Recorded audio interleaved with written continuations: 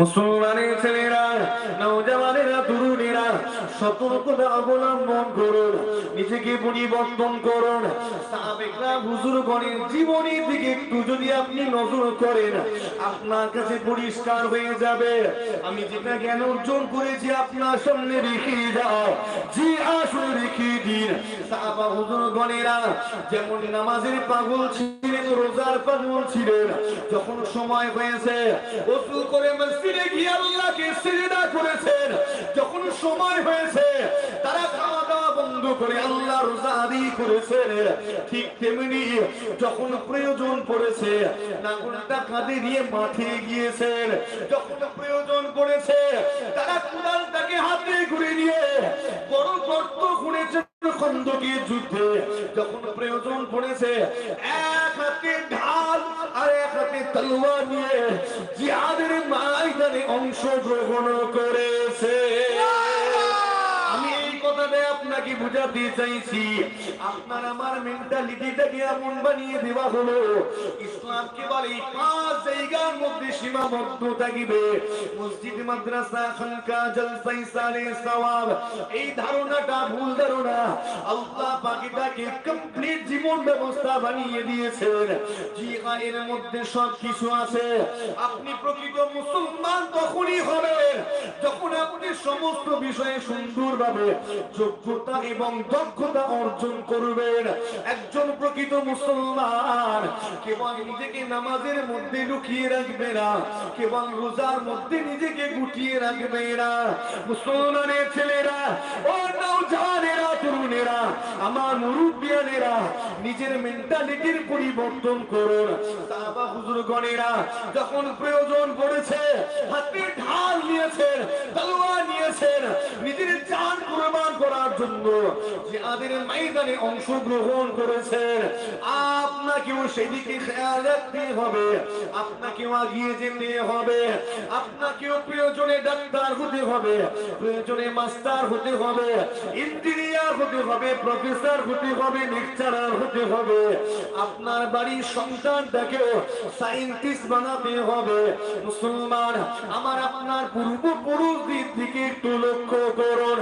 একটা সময় ছিল এই জাতিটা পৃথিবীর শ্রেষ্ঠ জাতি ছিল, তৎকালীন পৃথিবীর শ্রেষ্ঠ আসনটা দখল করে রেখে দিয়েছিল। আরেকটু জোরে হয় সুবহানাল্লাহ। আমি ভুলভাল বাজ করছি না? একটা সময় ছিল না এই জাতি পৃথিবীর শ্রেষ্ঠ জাতি ছিল না? ছিল না? আর আজকে আমাদের দিকে তাকান, সেই জাতি একই জাতি তো পাল্টে গেল, একই জাতি মুসলমান আজকে পৃথিবীর সবচেয়ে পিছিয়ে পড়া, লাঞ্ছিত, মার খাওয়া জাতি। ঠিক বলছি না? হ্যাঁ, একটা সময়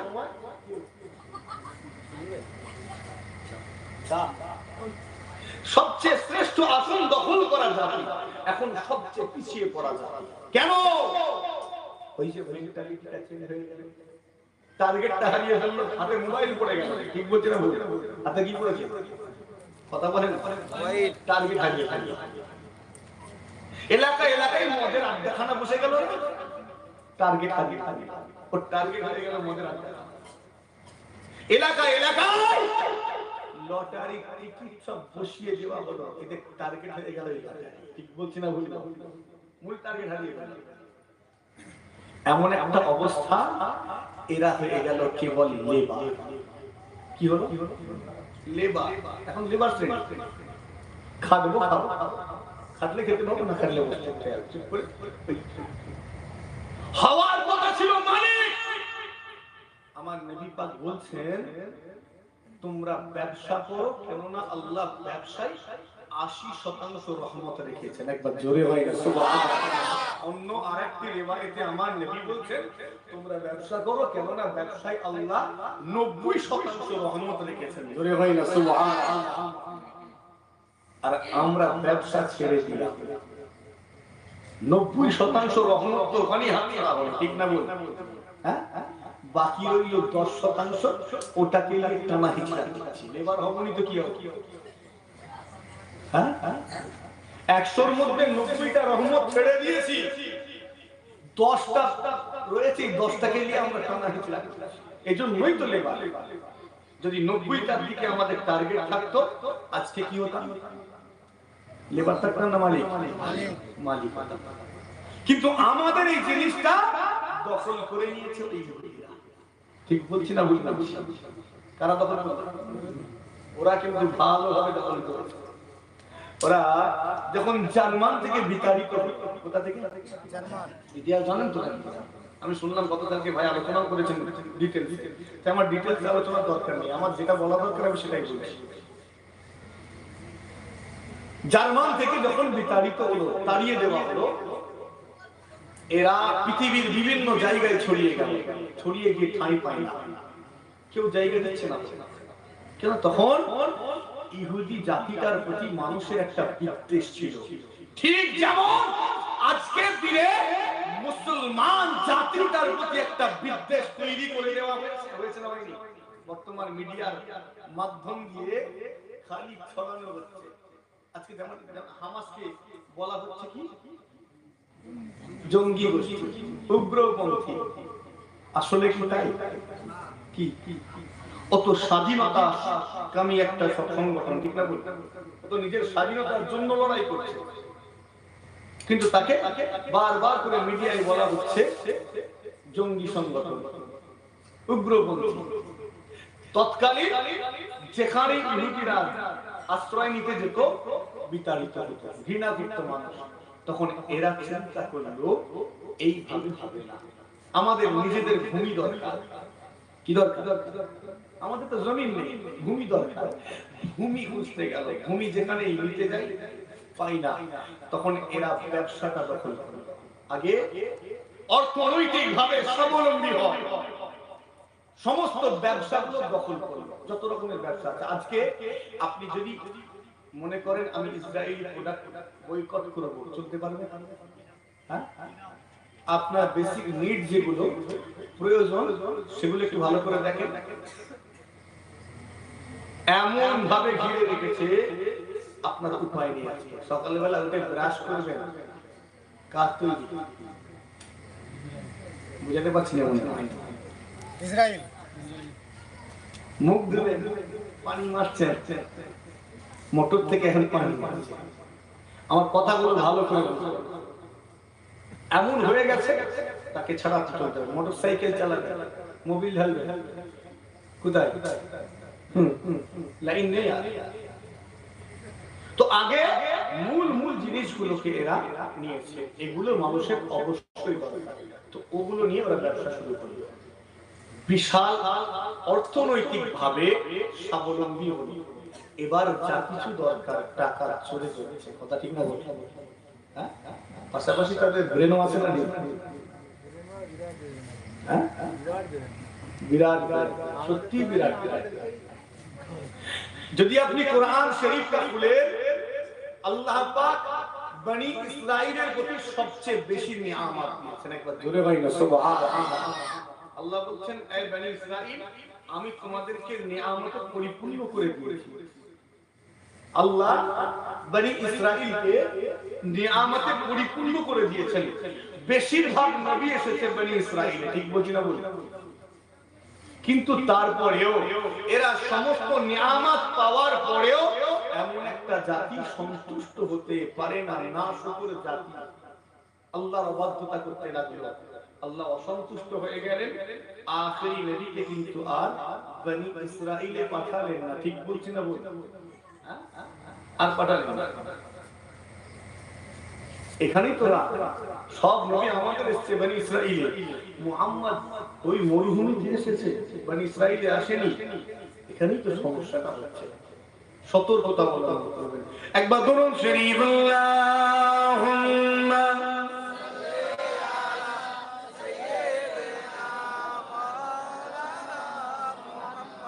ওয়া আলা আলি সাইয়্যিদিনা بالعلمان ذي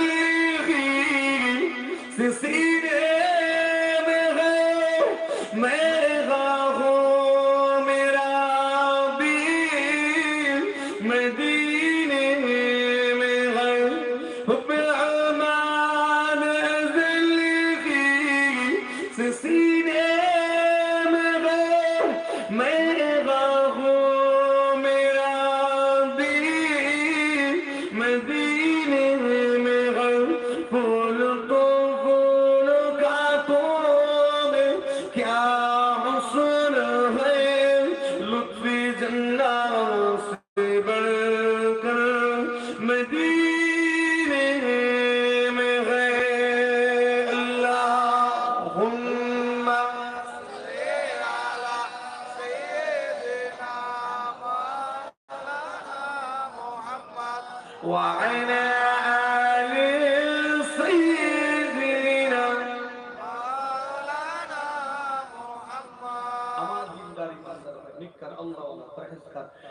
মুসলমান হয়ে যাবে। নিজেকে পরিবর্তন করুন, নিজের চিন্তা ভাবনার মধ্যে পরিবর্তন আনুন।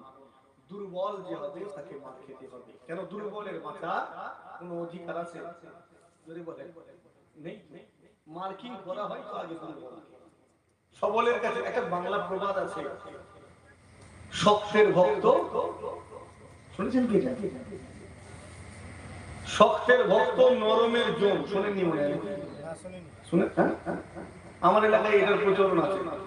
শক্তের ভক্ত নরমের জম, যে শক্ত তার কাছে গিয়ে দেখবেন ভক্ত সেজে থাকে, আর যে নরম হবে না টিপে ধরবে। ঠিক বলছি না? বলছি না? আজকের হাল কাছে কইল, তুমি শক্ত হও, পাওয়ার ওয়ালা হও, লোকগুলো তোমার কাছে গিয়ে হুজুর হুজুর করবে। তোমার কাছে পাওয়ার নেই, একটা লোক তোমার পেছনে। এটাই বাস্তব। মুসলমানের ছেলেরা, ও নওজওয়ানেরা, তরুণীরা, আমার মুরব্বিয়ানেরা, সতর্কতা অবলম্বন করুন।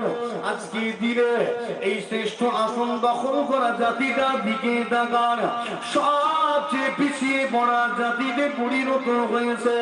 কেননা এই জাতি বর্তমানে তারা নিজের টার্গেটটাকে হারিয়ে ফেলেছে। ও নওজওয়ানেরা, তরুণীরা, আমার মুরব্বিয়ানেরা, আপনি আপনার টার্গেট, আপনার এম, আপনার গোলটাকে যদি হারিয়ে ফেলেন, আপনার বিপদগামী হয়ে যাওয়ার সম্ভাবনা সবচেয়ে বেশি, আপনার ধ্বংস হয়ে যাওয়ার সম্ভাবনাটাও সবচেয়ে প্রবল। অতএব আপনি সংশোধন হন, পরিবর্তন হয়ে যান, নিজের লক্ষ্যে আপনি অটল হয়ে যান। ও নওজওয়ানেরা, তরুণেরা, আমার মুরব্বিয়ানেরা, আপনাকে ডাক্তার হতে হবে, আমার বাড়ির ছেলেগুলোকে মাস্টার হতে হবে, ইঞ্জিনিয়ার হতে হবে, প্রফেসর হতে হবে, লেকচারার হতে হবে। আমার বাড়ির সন্তানটাকে অবশ্যই সায়েন্টিস্ট হতে হবে। ও নওজওয়ানেরা, যদি এরা এইভাবে নিজেদের আগিয়ে নিয়ে যেতে পারে, মনে রাখবেন আমার দেশটা সুরক্ষিত হবে, আমার দেশটাও একদিন তামাম বিশ্বে শাসন করে বেড়াবে। আপনার আমার পীর মুজাহিদুল জামান হুজুর কিবলা আপনাকে আমাকে কেবল মসজিদে যাওয়া শিখিয়েছেন তা নয়, কেবলমাত্র মাদ্রাসায় পাঠিয়ে হাফেজ আলেম মাওলানা মুফতি বানিয়েছেন তা নয়। মুজাহিদুল জামান হুজুর কিবলা হলেন একজন সংস্কারক। তার সংস্কারের ছোঁয়া প্রত্যেকটা কাজেই তিনি দিয়ে গিয়েছেন। ও নওজওয়ানেরা, হুজুর কিবলা অনুধাবন করেছিলেন এই জাতিকে পৃথিবীর শ্রেষ্ঠ জাতি বানাতে গেলে কেবল হাফেজ হলে হবে না, মাওলানা হলে হবে না, এই জাতিকে অন্যান্য বিষয়েও জ্ঞান অর্জন করতে হবে। এজন্য তারা এলাকায় এলাকায় গিয়ে নির্মাণ করে দিলেন জেনারেল মাদ্রাসা। আপনার আমার বাড়ির ছেলেগুলো জেনারেল মাদ্রাসায় গেল, জ্ঞান অর্জন করলো, এখানে বিজ্ঞান শিখলো, ইতিহাস জানলো, ভূগোলের জ্ঞান অর্জন করলো। আপনার আমার বাড়ির ছেলেগুলো এই জেনারেল মাদ্রাসায় গিয়ে জ্ঞান অর্জন করে ডাক্তার হলো, মাস্টার হলো, ইঞ্জিনিয়ার হলো, প্রফেসর হলো। এজন্য আমি একটু আগে বলছিলাম এই জাতি মার খাওয়ার পেছনে কিছু আমার মতো অযোগ্য নেতার দূরদর্শিতার অভাব দেখা দিয়েছে। তবে আপনার আমার পীর অযোগ্য ছিলেন না, অদূরদর্শী ব্যক্তি ছিলেন না। আল্লাহ পাক আপনার আমার পীরকে একজন দূরদর্শিতা সম্পন্ন যোগ্য মুজাদ্দিদ বানিয়েছিলেন। এলাকায় এলাকায় গিয়ে গার্লস মাদ্রাসা বানালেন। কেন জানেন? এই জাতিকে শ্রেষ্ঠ জাতি বানাতে গেলে কেবল পুরুষগুলো শিক্ষিত হলে হবে? বলেন তো, মহিলাদের শিক্ষিতা বানাতে হবে না? কতটা দূরদর্শী বুঝতে পারছেন? হ্যাঁ, এখন তো আমাদের মধ্যে বিচক্ষণতার অভাব দেখা দিয়েছে। ঠিক বলছি না ভুল? কোন সমস্যা হচ্ছে আজকে আমরা ঠিক সেইভাবে ট্যাকেল করতে পারছি না, এটা বিচক্ষণতার অভাব নয়? কথা বলে না কেন? আজকে ফুরফুরা শরীফে কি হচ্ছে না হচ্ছে খবর পাচ্ছেন না? পারেন? আমি মনে করি এটা বিচক্ষণতার অভাব, আমি মনে করি। কিন্তু আমার হুজুর কিবলাদের সময় এমনটা হতো না। কেন? আল্লাহ তাদেরকে যথেষ্ট যোগ্যতা সম্পূর্ণ বিচক্ষণ বানিয়েছিলেন। একবার জোরে হয় সুবহানাল্লাহ। রাগ হচ্ছে না? আমি আগেই বলেছি একটু আলাদা ধরনের আলোচনা করব। এখন এই আলোচনায় হয়তো অনেকে একটু বিশ্বাসে আঘাত হতে পারে, একটু পরিবর্তন হতে হবে। জি চেষ্টা করছি আল্লাহ যেন মানুষের কাছে সেভাবে উপস্থাপনের তৌফিক দান করি। আল্লাহুম্মা আমিন। তো হুজুর কিবলা চিন্তা করলেন এই জাতির পুরুষগুলো শিক্ষিত হয় কিন্তু মহিলাগুলো শিক্ষিত হয় না। ক্লাস 8 যায় পড়া ছেড়ে দেয়, ঠিক না? মাধ্যমিক পর্যন্ত গেল, তারপরে গড়িয়ে গাড়িয়ে উচ্চ মাধ্যমিক, তারপরে মেয়েটির ট্যালেন্ট থাকুক চাই না থাকুক, বলছে মা আর পরে কি করবে, যতই পড়ো সেই তো হাড়ির কালি তুলতে। এদিকে আছে না? আছে আছে আছে, বেশি আছে, বেশি আছে। হাই হাই, ট্যালেন্টেড মহিলা, একজন ট্যালেন্টেড ছাত্রী, সায়েন্সে 98% পেয়েছে, গণিতে 100 পেয়েছে, সেই মেয়েটারও পড়া ছাড়িয়ে দিল। এটা দুর্ভাগ্যের নয়? ওই মহিলাটির জন্য বড় দুর্ভাগ্যের, ভুল করে ভুল জায়গায় আল্লাহ পাঠিয়ে দিয়েছে।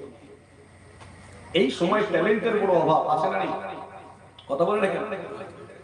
সেই সময় 98% পাওয়া ছাত্রীটার পড়া ছাড়িয়ে দিল, বলছে সেই তো হাঁড়ির কালি তুলতে হবে, অত পড়ে কি হবে, বিয়ে দিয়ে দিল।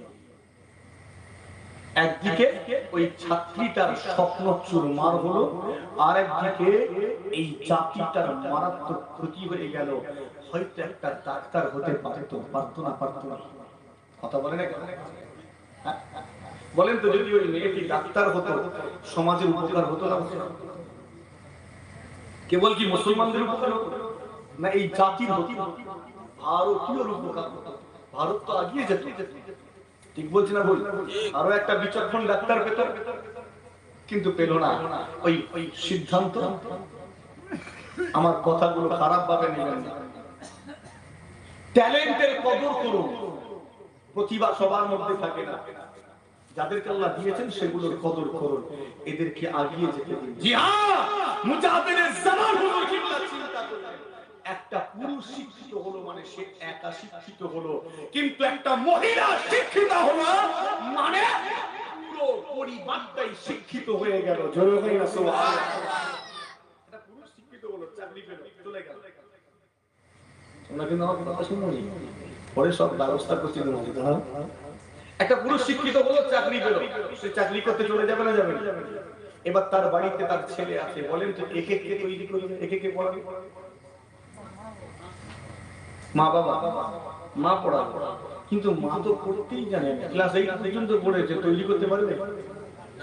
হ্যাঁ,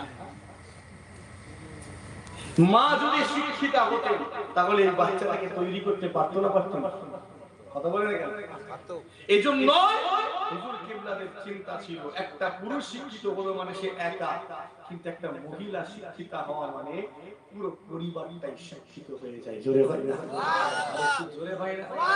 জি হ্যাঁ, শুনে রেখে আপনার আমার পীর মুজাহিদুল জামান কিবলা কেবল বোতলে ফুক দিয়ে বোতল ফাটানো হুজুর ছিলেন না, কেবল মাত্র মসজিদে নিয়ে গিয়ে নামাজ পড়ানো হুজুর ছিলেন না। আপনার আমার পীর কেবল মাত্র তাবিজ তাকবীর দেওয়া হুজুর ছিলেন না। আপনার আমার পীরকে আল্লাহ মুজাদ্দিদ করেছেন, অর্থাৎ সংস্কারক হলেন ওই ব্যক্তি যে ব্যক্তিটা প্রত্যেকটা কাজে তার সংস্কারের ছোঁয়া রেখে যায়। আপনার আমার পীর তিনি যদি সত্যই মুজাদ্দিদ হয়ে থাকেন, অবশ্যই রাজনৈতিক ক্ষেত্রে তার সংস্কারের ছোঁয়া থাকিবে, অবশ্যই আপনার আমার অর্থনৈতিক বিষয়ে তার সংস্কারের ছোঁয়া থাকিবে। তিনি যদি সত্য একজন সংস্কারক হয়ে থাকেন, অবশ্যই আপনার আমার শিক্ষা ক্ষেত্রে তার সংস্কারের ছোঁয়া থাকিবে। অনুজনেরা, একটা জাতির পুরুষগুলো শিক্ষিত হলো, মহিলাগুলো শিক্ষিতা হতে পারলো না, তাহলে একটা জাতির অর্ধেকটা শিক্ষিত আর অর্ধেকটা মূর্খ। ঠিক না? পুরুষ অর্ধেক আর মহিলা অর্ধেক। অর্ধেক শিক্ষিত আর অর্ধেক, বলেন তো অর্ধেক শিক্ষিত আর অর্ধেক মূর্খ নিয়ে পৃথিবীর শ্রেষ্ঠ জাতি হওয়া যায় তো নাকি? না, হওয়া যায় না। 50% তো মূর্খ রয়ে গেল। তুমি কি করে চিন্তা করলে তুমি সেরা জাতি হবে? সেরা জাতি হতে গেলে 100% শিক্ষিত হতে হবে। একবার জোরে হয় না? হুজুর কিবলা কোন ব্যবস্থা করেছেন কি? কথা বলেন, করেছেন না করেননি? করেননি? রাজ মাদ্রাসা খুলেননি? এদিকে নেই? হাই মাদ্রাসা খুলেননি? বাড়ির মহিলাগুলো যাবে ওখানে পড়াশোনা করবে, জ্ঞান অর্জন করবে, সম্মানীয় জায়গায় থেকে দেশের সেবা করবে। একবার জোরে হয় না? আর একটু জোরে হয় না? আপনাকে আমাকে যোগ্যতা অর্জন করতে হবে। টেকনোলজির দিক থেকে আপনাকে আমাকে এগিয়ে যেতে হবে, অর্থনৈতিকভাবে স্বাবলম্বী হতে হবে, সামরিক দিক থেকে আপনাকে আমাকে যথেষ্ট যোগ্যতা অর্জন করতে হবে। ও নওজওয়ানেরা, যদি যোগ্যতা অর্জন করতে পারি আমার দেশটা একটা মজবুত দেশ হবে, তখন আমার দেশের দিকে অন্য কোন দেশ চোখ তুলে রাঙাতে পারবে না, চোখ তুলে দেখতে পারবে না। কেননা তখন যদি ভারতবর্ষের দিকে একবার চোখ তুলে তাকায় তখন তার ভয় থাকিবে না, যেও না, কেননা এই দেশে অনেক যোগ্যতা সম্পন্ন মানুষ রয়েছে, তারা আমাদের চোখটাকে উপড়িয়ে নিতে পারে। অতএব আপনাকে আমাকে অবশ্যই মজবুত হতে হবে। ও নওজওয়ানেরা, মনে মনে মনে মনে ভাবছেন হয়তো সংখ্যা একদিন বেশি হয়ে যাব, সেই দিন পুরো পৃথিবীর রাজত্ব নেব। ভাবছেন নাকি? 10টা 20টা করে নেবো ভাবছেন? রাগলো নাকি? এইভাবে বলবেন? না, আমি মানা করি, আপনি নেন। আমার নবী পাকের হাদিস, আমার উম্মতের আধিক্যের কারণে আমি বিচারে গিয়ে করব আমার উম্মত সবচেয়ে বেশি। একবার জোরে হয় না সুবহানাল্লাহ? আমার নবী গর্ব করবেন না করবেন? আমার উম্মত সবচেয়ে বেশি, এজন্য আমার নবী গর্ব করবেন। কিন্তু এর অর্থ এটা নয় যে আপনি আপনার সন্তান জন্ম দিলেন কিন্তু তাকে তৈরি করলেন না। তৈরি না করলে ছেলেটা চোর হবে না? হবে না? ওই চোর ছেলের জন্য বাপ জাহান্নামে যাবে। যাবেন? কথা বলেন না? এই আমার ছেলে যদি মদ খায় আমাকে শাস্তি পেতে হবে না? হবে না? কি মনে হয়? হবে। তাহলে আমি বুঝাতে পারছি কি আপনাকে? কি বুঝাতে চাইছি? আওলাদ আল্লাহ আপনাকে দিয়েছেন, শুকরিয়া আদায় করে আওলাদের পেছনে মেহনত করুন, তাকে সময় দিন, তার পেছনে ইনভেস্ট করুন, তৈরি করুন, যোগ্যতা সম্পন্ন সন্তান বানান। ওই যোগ্যতা সম্পন্ন সন্তান আমার দেশের কাজে লাগবে। একটা জোরে হয় না? একটু আস্তে করে হয়। আর যদি বলেন না আমি বাহু বলে দেশ দখল করব, তামাম দুনিয়া চালাবো, ভুল হয়ে যাচ্ছে। সংখ্যায় বেশি হলে যে সবকিছু পরিচালনা করা যায় এ ধারণা ভুল। আজকে তাকান ফিলিস্তিনের দিকে, ইসরায়েল অবৈধ রাষ্ট্র। কি রাষ্ট্র? না বৈধ রাষ্ট্র? অবৈধ রাষ্ট্র। আমরা যখন ইতিহাস পড়তাম তখন বলা হতো ইসরায়েল হলো মধ্যপ্রাচ্যের একটা বিষপুরা। শুনেছেন না? শুনেন? বলা হতো বিষপুরা। আর এখন সেটা একটা রাষ্ট্র হয়ে গেল। অনেকে মান্যতা দিল, কিন্তু আজও এমন অনেক দেশ আছে যারা ইসরায়েলকে রাষ্ট্র হিসাবে মান্যতা দেয়। সংখ্যায় বেশি হলে যদি মনে করেন আমি সবকিছু দখল করে নিতে পারবো, তাহলে ধারণাটা ভুল প্রমাণ করার জন্য বর্তমানে ইসরায়েল, ফিলিস্তিন সহ আশেপাশে আরব কান্ট্রিগুলোর দিকে তাকান, সব তো মুসলমান। ঠিক না ভুল? সব কি মুসলমান? সংখ্যায় বেশি না কম? আর ক্ষুদ্র একটা অবৈধ দেশ ইসরায়েল, কত জনসংখ্যা, কত তাম পৃথিবীতে মুসলমানের সংখ্যা আমার যতটুকু জানা আছে 200 কোটি। কত কোটি? আমার জানাটা ভুল হতে পারে, না বেশি হবে? 200। তো পৃথিবীতে মুসলমান 200 কোটি, আর ইহুদি কত? 300। 1 কোটি 80 লাখ। আমি যতটুকু জানি, আমি হতে পারে কম বেশি হতে পারে, আমি যেটা জেনেছি। হ্যাঁ, পুরো পৃথিবীতে মুসলমান 200 কোটি, আর ইহুদি কত? 1 কোটি 80 লক্ষ। 2 কোটিও নয়, 200 কোটি 2 কোটিও নয়, 1 কোটি 80 লক্ষ। ওই অল্প সংখ্যক আজ অধিক সংখ্যকের হাল বেহাল করে দিয়েছে। কেন? কেননা এদের কাছে কিছু নেই তো। এরা শুধু ওই মসজিদ গেছে, এগুলোর মধ্যে আটকে গেছে, বাকিগুলো দরকার ছিল না। ছিল না? হ্যাঁ, মুসলমানের ছেলেরা, ও নওজওয়ানেরা, তরুণেরা, আমার মুরব্বিয়ানেরা, আপনাকে অবশ্যই দৃঢ় হতে হবে, মজবুত হতে হবে, আপনাকে খেয়াল করতে হবে।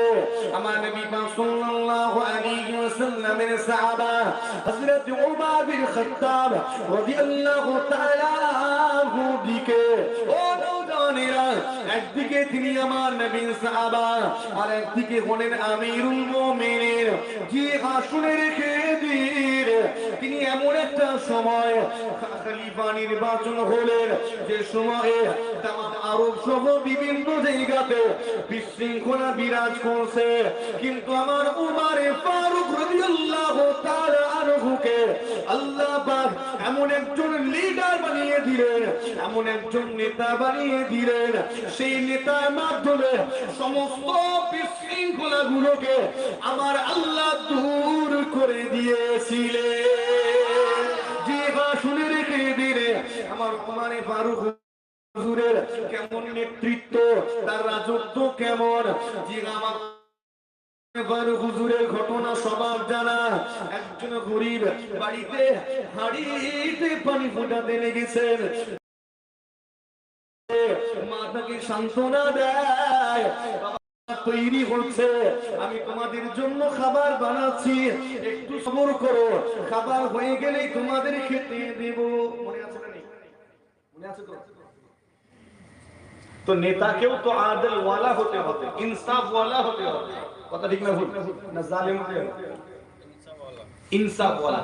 আল্লাহ উমর ফারুককে ইনসাফ ওয়ালা বানিয়েছে। দেখো জোরে বলি।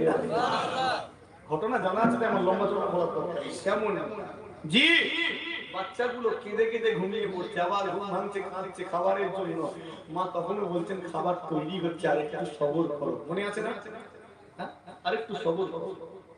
এইভাবে কেটে যাচ্ছে। উমর ফারুক থেকে সহ্য করতে পারলেন না, থাকতে পারলেন না। আল্লাহ আমাকে আমির বানিয়েছেন, আমিরুল মুমিনিন, আর আমার রাজত্বে মানুষ এইভাবে অভুক্ত অবস্থায় থাকবে। রাজকোষ থেকে নিজে খাবার, নিজে সরঞ্জাম নিয়ে গিয়ে ওই বাচ্চাদের জন্য, ওই অভুক্ত মায়ের জন্য নিজে হাতে পৌঁছে দিয়েছিলেন। একবার জোরে একটু আস্তে করে, একটু আস্তে। এদিকে যেমন নরম, আবার ওইদিকে যারা নকল নবী দাবিদার। বুঝতে পারছেন না? আমার নবী পাকের ওয়াফাতের পরে কিছু লোক নিজেকে নবী দাবি করেছিল। কথা বলে না কেন? নবী দাবি করেছিল। আমার নবী বলেছেন লা নবিয়্যা বাদি, আমার পরে কোনো নবী আসবে না। ও বাবা, আরেকজন চালাকি করে বলল নবী মুহাম্মদ সাল্লাল্লাহু আলাইহি ওয়াসাল্লাম বলেছেন লা নবিয়্যা বাদি, এর অর্থ হলো আমার পরে একটা নবী আসবেন, লা নামক নবী। বুঝতে পারলেন? লা মানে না, আমার পরে কোনো নবী আসবে না। কিন্তু ও তখন ব্যাখ্যা করলো লা নামক একজন নবী আসবেন, সেই লা নামক নবীটা হলাম আমি। অপব্যাখ্যা শুরু হলো। কঠোর হস্তে নিজে সেগুলো দমন করেছিলেন। একবার জোরে আরেকটু আস্তে করে। মুসলমানের ছেলেরা, নওজওয়ানেরা, তরুণেরা, আমার মুরব্বিয়ানেরা, আপনি নিজেকে তৈরি করুন আপনার দেশের জন্য। আপনি হলেন একজন সম্পদ, দেশের সম্পদ। যতক্ষণ না জনসংখ্যাকে জনশক্তিতে রূপান্তর করতে পারি, ততক্ষণ বেকার। ও নওজওয়ানেরা, তরুণেরা, আমার মুরব্বিয়ানেরা, আপনাকে মেহনত করতে হবে। তবে কিভাবে মেহনত করবেন একটু সংক্ষেপ করে আগে আপনাকে অর্থনৈতিকভাবে স্বাবলম্বী হতে হবে। আমার নবী পাক জানিয়ে দিয়েছেন, তোমরা ব্যবসা করো, বাণিজ্য করো, 80% রহমত, 90% রহমত। আপনি চাকরির আশায় ঘুরে ঘুরে বেড়ান, নিজেকে গোলাম হিসাবে পরিচয় দিতে চান, ও নওজওয়ানেরা, আর নিজেকে গোলাম বানাতে চাইবেন না। অনুরোধ করি, এবারে ছোটখাটো হলেও নিজেকে মালিক বানানোর চেষ্টা করুন। ছোট মালিকটাকে আল্লাহ একদিন বড় মালিক বানাবেন। তো আপনি শুরু করেন, বরকত দেন কে? আল্লাহ। আল্লাহ বরকত দেবেন বলে বসে থাকলে হবে না? এতক্ষণ পরে ক্লিয়ার হয়েছে যে শুধু দোয়া চেয়ে বসে থাকলে হবে। জি গা, শুনে রেখে দিন, আপনি অবশ্যই দোয়া করবেন। কেননা আমার আল্লাহ পাক ওই ব্যক্তিটাকে সবচেয়ে বেশি পছন্দ করেন যে ব্যক্তি আমার আল্লাহ পাকের কাছে দোয়া চায়। ও নওজওয়ানেরা, এই দোয়া চাওয়ার মুহূর্তটা আমার আল্লাহ পাকের কাছে সবচেয়ে প্রিয় মুহূর্ত। তুলে দোয়া চান, এই দোয়া চাওয়ার মুহূর্তটা আমার আল্লাহ পাকের কাছে সবচেয়ে বেশি প্রিয়।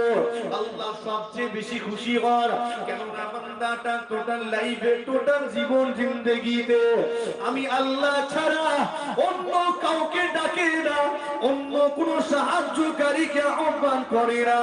বান্দা আমি আল্লাহ আমার উপরে ছাড়া অন্য কারোর উপরে ভরসা করে না।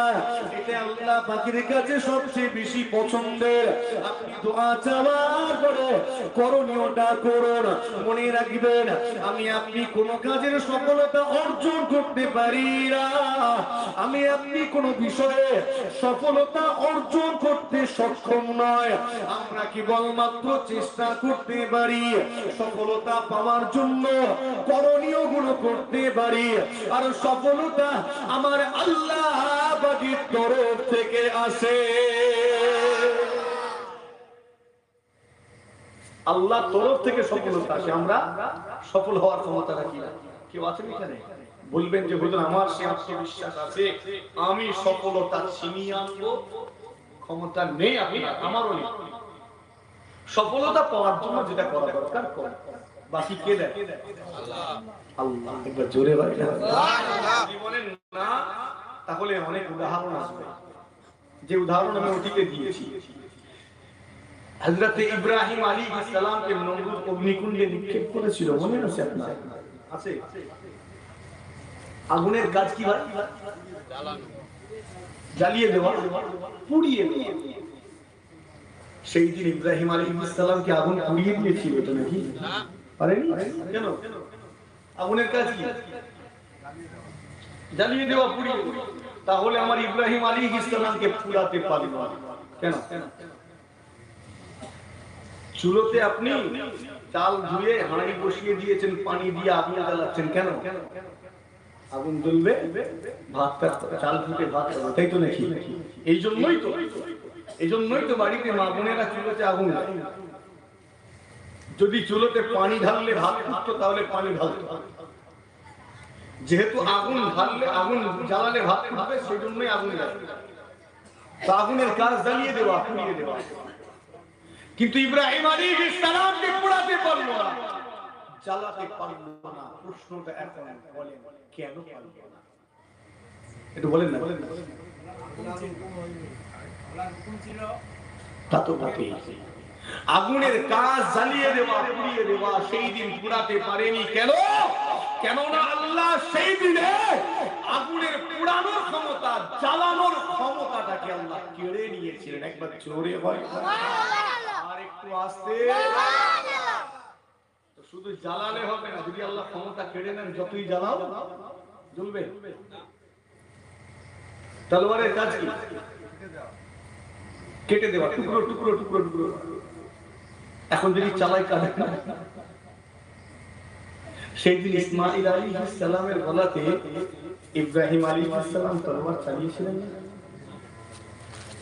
আমি একটু উদাহরণ দেখি করব, আমাকে তো বুঝাতে হবে, বুঝাতে গেলে একটু উদাহরণ দরকার।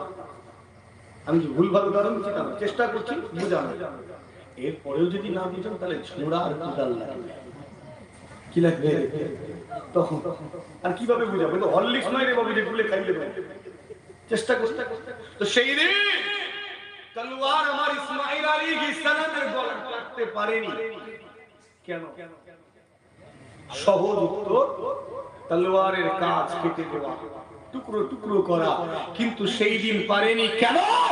কেন না আল্লাহ সেই দিনে তলোয়ারের কাটার ক্ষমতা, কর্তন করার এই ক্ষমতাটা কেড়ে নিয়েছিলেন। জোরে ভাই রাসূলুল্লাহ। এই জন্য শতধার শত শান থাকা সত্ত্বেও আমার ইসমাঈলের গলা কাটা তো দূরের কথা, একটা পশমও হিলাতে পারে। জোরে ভাই রাসূলুল্লাহ। তো আমরা চেষ্টা করব, দোয়া চাওয়ার পরে সেটা পাওয়ার চেষ্টা করব। আর সফলতা পাবো কিনা পাবোনি ওটা কার মর্জি মুবারক? আল্লাহ, আমার আল্লাহ পাকের মর্জি মুবারক। একবার জোরে হয় না সুবহানাল্লাহ। আমাদের বাড়ির অনেক ছেলে পড়াশোনা করতে করতে বলিল আর হবে না আমার দ্বারা লেখাপড়া। কেমন আছে না? আছে। উচ্চ মাধ্যমিক গেল, খুব টেনে হিঁচড়ে বলছে আর পারবো নি। এবার বাপের সঙ্গে হাত লাগাতে। আর আমাদের সমাজে কিছু বাপ আছে, এরা ছেলেকে কাজে পাঠিয়ে দেয়। আমার কথা গায়ে লাগবে কি লাগুক নাকি অসুবিধা আছে? না না ঠিক আছে, এতক্ষণ এইভাবে বুঝিয়েছি, এবার একটু গায়ে, আপনার গায়ে লঙ্কা বাটা দাও। ঠিক আছে ঠিক আছে। সমাজের কিছু বাপ আছে ছেলের পয়সাই খাওয়ার আশা করে ঘুরে গেছে, এরা মাছে না নেই? হ্যাঁ, ওই সব পাপের জন্য লজ্জা। তুমি পাপ নামের সাপ,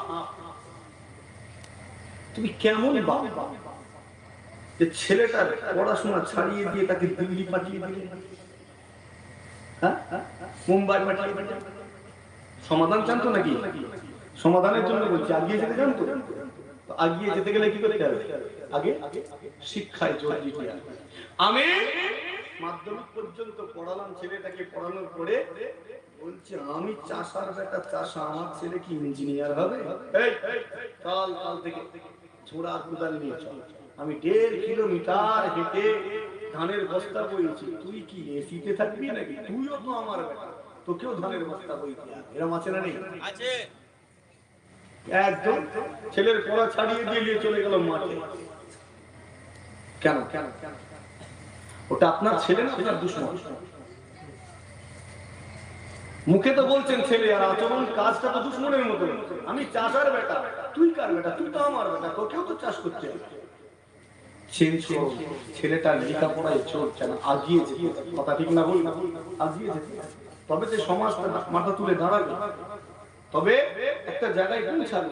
না, আমার ছেলে কাজ করবে, দিল্লি থেকে টাকা পাঠাবে, আমি বাপ ঠ্যাঙের উপর ঠ্যাং তুলে বসে বসে খাবো। কত বয়স হয়েছে? 50 বছর। বাপের বয়স কত? 50। 50 বছর বয়স। আচ্ছা ঠিক করে বুকে হাত রেখে বলেন তো, বাপের এখন অবসর নেওয়ার বয়স হয়েছে তো? হয়নি? তাহলে অবসর নেওয়ার বয়স কত? 60। এটা কে ঠিক করল? সরকারি কাজ। জি হ্যাঁ, একটা জবাব এসেছে। এই 60 বছর এটা কে ঠিক করলো অবসর নেওয়ার বয়স? সরকার।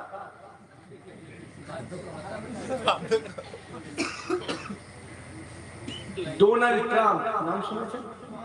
বয়স কত ছিল যখন দাঁড়াচ্ছে ভোটে? কত ছিল তখন? পেপারে আমি পড়েছিলাম 70 বছর বয়স। কত? 70 বছর বয়সে ভোটে দাঁড়াচ্ছে। মানে বুঝতে পারছেন, দেশ চালাবে, এখন সংসার চালিয়েছে, ব্যবসা চালিয়েছে, এবার কি চালাবে? শুধু দেশ চালাবে না, বিশ্ব চালাবে। আমেরিকার যে প্রেসিডেন্ট হয় সে শুধু আমেরিকা চালায়? ও তো পুরো পৃথিবীকে চোখ দেখায়। তো এতদিন ধরে যা করেছে 70 বছর বয়সে যাওয়ার পরে ইলেকশনে দাঁড়িয়েছে, ভোটে লড়বে। এবারে দেশের জন্য কিছু করবে, তার মানে ওর অবসর নেওয়ার বয়স এখনো হয়ে গেছে।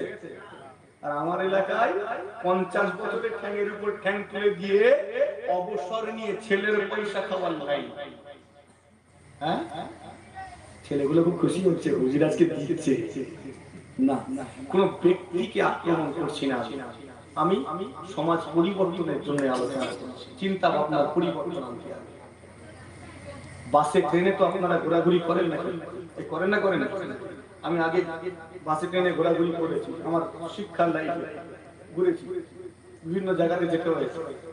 এখন খুব রেয়ার যদি নসিবে হয় আর কি, ট্রেনে একটু চাপতে হয়। যখন আমি আসামে যাই জলসার জন্য, বেশিরভাগ প্লেনে যাই। এবার যখন যেমন করোনা কালে প্লেনে উঠলে সেই নাকে পাইপ দিয়ে ঝামেলা করছিলেন, র্যাপিড টেস্ট, তখন একটুখানি ভয় পেয়ে গেছিলাম কি হবে। হট করে এখন বলে দেয় যদি করোনা আছে বলে কিন্তু ট্রেনেই পালায়, তখন তাকে মারাত্মক জিনিস চলছিল। তখন প্লেনে আর যাবো নি, ট্রেনেই যাবো। তখন মুশকিল ব্যাপার, সব কোথাও কি করতে হলো, কাগজ টাগজ বানিয়ে ট্রেনে করে যাচ্ছে। ট্রেনে দেখি বিক্রি করছে লজেন্স লেভেল, টক ঝাল মিষ্টি, শুনেছেন না? শুনে পেপসি পেপসি বলে চিল্লায়। বয়স কত লোকটার দিকে দেখেছি, হাড়ে চামড়ায় হয়ে গেছে। কি বললাম? হাড়ে চামড়ায় হয়ে গেছে, পাটা সোজা হয় না, এই ভাঁজটা এতদূর গিয়ে রয়ে যায়, মানে পায়ের রগের টান ধরে গেছে, ব্যারাম এসে গেছে। ওই লোকটা কাঁপতে কাঁপতে ওই একটা করে ঝুলছে দেওয়ালে, এখানে হাত দিয়ে দিয়ে পেপসি বিক্রি করছে, কাটি ভাজা, বাদাম ভাজা সব বিক্রি করছে। ঠিক না ভুল? বয়স দেখে মনে হচ্ছে লোকটার বয়স কম করে 75 থেকে 80 আসে। ওই বয়সে গিয়ে উপনীত হওয়ার পরেও মানুষটা বসে বসে ছেলের পয়সা খাওয়ার নিয়ত করে। রাগ হচ্ছে মনে হয়? 75-80 বছর বয়স হয়ে যাওয়ার পরেও ছেলের পয়সা খাওয়ার চিন্তা করেনি। তখনও ছেলেকে বলছে বাবা তুই তোর মতো আগিয়ে যা, তোকে আগিয়ে যেতে হবে, স্ট্যান্ড করতে হবে, দাঁড়াতে হবে। আমাদের দুটো পেট আমরা কষ্ট করে চালিয়ে নিচ্ছি, তুই তোর মতো দাঁড়া, সফল হ। একবার ভালো করে চিন্তা করবেন তো। আমরা একটুতেই বসে বললাম মুসলমানের ছেলেরা, ও নওজওয়ানেরা, তরুণেরা, আমার মুরব্বিয়ানেরা, আলোচনা সংক্ষেপ করি শেষের দিকে নিয়ে যায়। আপনি নিজের মেন্টালিটির পরিবর্তন করুন, চিন্তা ভাবনা পরিবর্তন করুন। আপনার ছেলেটার প্রতি মনোযোগী হন, তার প্রতি আপনার দরদ রয়েছে, সেই দরদটাকে একটু ভালো করে দেখান, ছেলেটাকে যোগ্য বানান।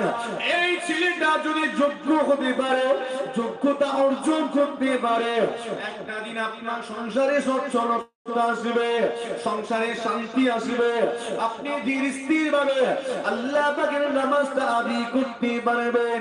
আর যদি সংসারে অভাব অনটন লেগে থাকে, সংসারে টানাটানি লেগে থাকে, আপনি নামাজ পড়িতে দাঁড়িয়ে দাঁড়িয়েও নামাজটা ইতমিনানের সঙ্গে আদায় করতে পারবেন না। নামাজে দাঁড়িয়েছেন, আল্লাহু আকবার, আল্লাহ আজকে দুপুর বেলা খেয়েছি, রাত্রে কি খাবো জানি না, হেভি নামাজ হবে না? কত বলে নামাজে দাঁড়িয়েছে, আল্লাহ দিনের বেলা তো খাবারে দামি দামি করে, রাত্রিতে কি খাবো, নামাজে দাঁড়িয়ে এই চিন্তা। নামাজের মতো নামাজ হবে তো? কথা বলে না কেন? আল্লাহ আমার ছেলেটার দুধ শেষ হয়ে গেছে, কিনতে হবে, নামাজে দাঁড়িয়ে চিন্তা হচ্ছে। তো নামাজের মতো নামাজ হচ্ছে কি? এজন্য আমার কাছে যে যুবক ভাইরা আসে, অনেক সময় দলিতে বসে কথা বলি, বলতে বলতে তাদেরকে একটু পরামর্শ দিই। দেখো 30 হওয়ার আগে, বয়স 30 হওয়ার আগে তুমি 4টে কাজ করো। কয়েকটা কাজ বলি, কত বললাম? 30 হওয়ার আগে প্রথমত তোমার একটা বাড়ি করো, নিজের মনের মতো। বাপের বাড়ি আছে আলহামদুলিল্লাহ, ওটা বাপ আরাম করছে, ওখানে গুটাগুটি করো, নিজের মনের মতো একটা বাড়ি করো, আমি যেভাবে বলি। তারপর সোর্স অফ ইনকাম, ইনকামের একটা লাইন, ব্যবসা। দ্বিতীয় নম্বর, কত বয়স হওয়ার আগে বললাম? 30-এর আগে। খারাপ লাগছে নাকি জীবন? সময় কাজে না, খোদা না করে একটা ব্যায়াম গেল, কি করবে? খরচা করতে হবে না? কাছে যদি না থাকে কি করবে? ফেসে যাবে। তো কিছু সঞ্চয় জরুরি বর্তমান পরিস্থিতির উপর, তো সেখান থেকে খরচা করবে, ওটা রেখে দাও। 3 নম্বর হয়ে গেল। তারপরে বলি, এবারে তুমি সুন্নাত কাজটা করবে। কোনটা? কোনটা? আন-নিকাহ মিন সুন্নতি। এবার বিবাহ শাদী করো, অত লাফালাফি করবি। যদি আমি দুনিয়াদার হিসাবে বলছি, এটা যদি এদিক থেকে হাদিস শরীফের দিক থেকে বলে, তো সবার আগে এটা চলে আসবে, ঠিক না ভাই? এটা সবার আগে চলে আসবে। তো এভাবে বলি কেন? এরপরে তুমি যদি মনে করো ঝামেলা কমবে, জি না, ঝামেলা কমবে না, বাড়বে। বিয়ে শাদী করেছে, এতদিন একা ছিলে, টেনশন ছিল নি, আল্লাহ করে সঙ্গী বানিয়ে দিয়েছে, এবার দৌড়ো, আর রেস্ট নেই, দৌড়চ্ছে। এর মধ্যে টুকটাক এদিক ওদিক ডাক্তারখানা যেতে হবে না, হবে না? তারপরে একটা আওলাদ দিয়ে দিয়েছেন আল্লাহ, এবার দৌড়ো, তার অপারেশন, এটা ওটা সেটা, সিজার হবে, কি হবে, ওষুধ, এবার ল্যাকটোজেন আনো, এটা আনো, ব্যস্ততা বাড়ছে না কমছে? মনে মনে করছে ছেলেটা একটু বড় হয়ে গেলে মনে হয় একটু আরাম পাবো, ভাবছে অত সহজ নয়, আরো ঝামেলা বাড়বে। যত দিন যাবে তত আপনার ঝামেলা বাড়বে। ছেলে একটু বড় হয়েছে, আল্লাহ আরেকটা দিয়েছে, সামলাও, মেনে নিলাম, 2-4টে আপনাকে আল্লাহ দিয়েছে। এবার এদের বাড়ছে, যত বড় হচ্ছে লেখাপড়ার জন্য খরচ হবে না, হবে না? হ্যাঁ, বাড়ছে না কমছে? ইনকাম বাড়াতে হচ্ছে। আরেকটু বড় হলো, এবার টেনশন। কিসের টেনশন? চাকরি বাকরি, ঠিক না ভুল? বিয়ে শাদী টেনশন, ওদের বিয়ে শাদী নিয়ে এবার টেনশন শুরু হলো। তো আপনার যত দিন যাবে ব্যস্ততা বাড়বে।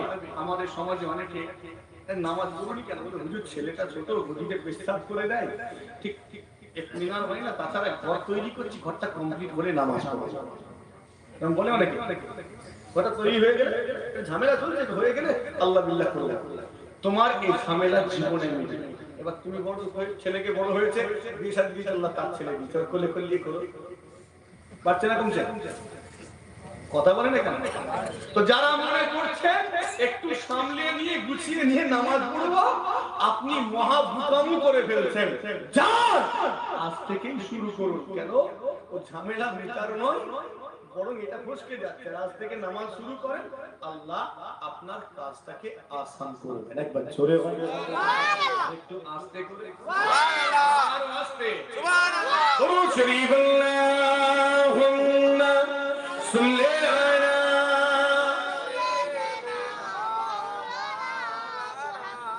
ওয়া আলা আলি সাইয়্যিদিনা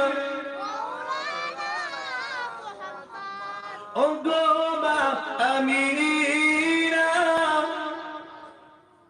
তোমার কোণে ঘরে রহমত খোদার পড়ে ঝরে ঝরে, ওগোবা আমিরা, তোমার কোণে ঘরে রহমত খোদার পড়ে ঝরে ঝরে, সাহাবী কদম চুমে ধন্য লাখ ফুল, নামটি তাহার লেখা মুহাম্মদ রাসূল।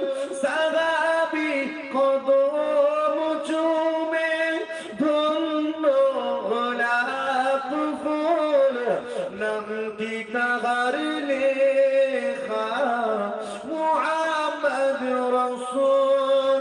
আব্বার মাজার দেখিতে গিয়ে নবীজি আম্মা জান সাথে, আম্মা আমার বিদায় নিয়ে ফিরে আসার পথে, আব্বার মাজার দেখিতে গিয়ে নবীজি আম্মা জান সাথে, আম্মা আমার বিদায়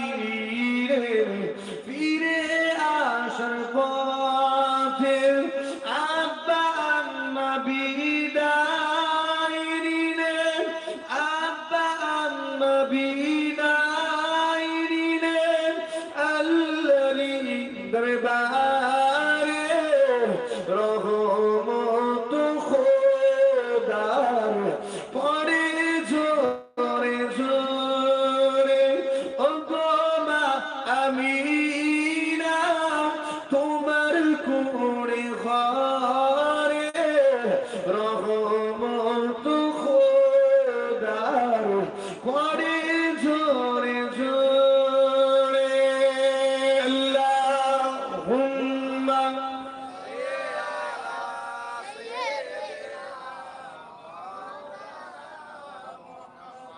ওয়া আলা আলি সাইয়্যিদিনা আমার দিনদারি নিকর আল্লাহ ওয়ালা ফরহেজগার মুমিন মুসলমানদের জন্য রাতটা অনেকটা হয়েছে আপনারা যে মনোযোগ নিয়ে বসে আছেন